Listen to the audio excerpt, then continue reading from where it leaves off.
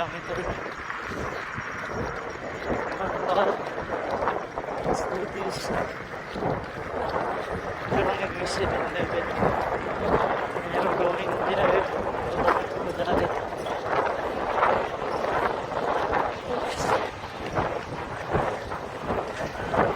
I don't think so. Nice here, right? Let's go visit that. Next one's up. Slow pace with the fast pace also. Let's go. Come on, pa. Okay, you guys. Let's go.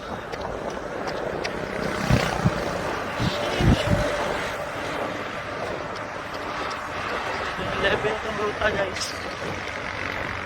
Let's go. Without puno na lang ito. Kasi makaya lang. Let's go.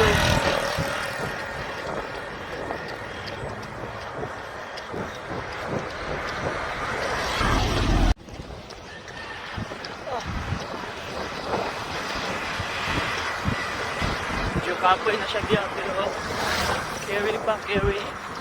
Oh! Going to 7 km.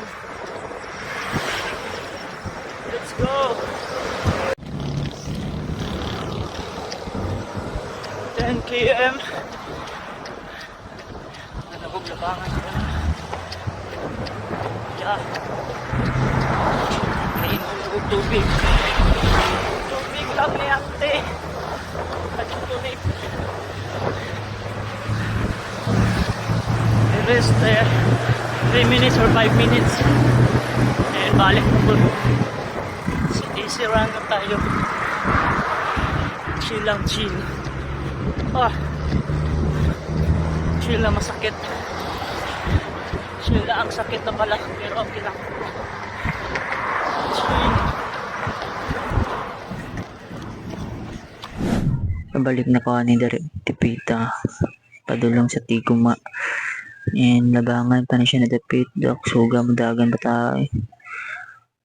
Dok, naghanag B-roll ay. Ano na siya mga B-roll. Suga ay. Nanduta sa view dari. Nandapit kay nagkon ako dari nag-hike na kay medyo kapoy na food. And indot kayong view. Pero kawan pasakan and appreciate ko na ako na siya dari nag-hike ko, big grateful, showing gratitude in these things nasa mga tubangan karon. And it's really important to be thankful every day sa naitabo sa life nila. 15 kilometer.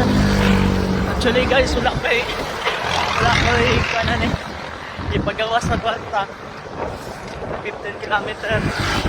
Nagbalon na ko biscuit, nagbalon na ko chocolate, Oreo,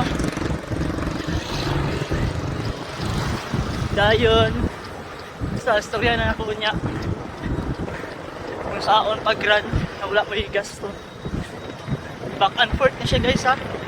Padulong sa mga bigan. Padulong sa 7-Eleven sa Alabangan. Let's go! Come on, par! Ganda na, par!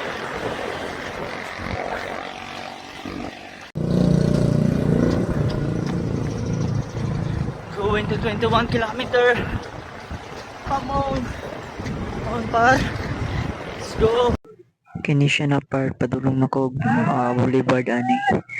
Ayun ang technique gani guys para kung mag-run mo, mag-long run mo wala gigasto, hapit lang mo og karinderya.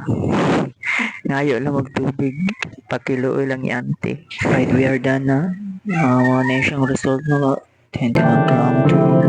Thank you.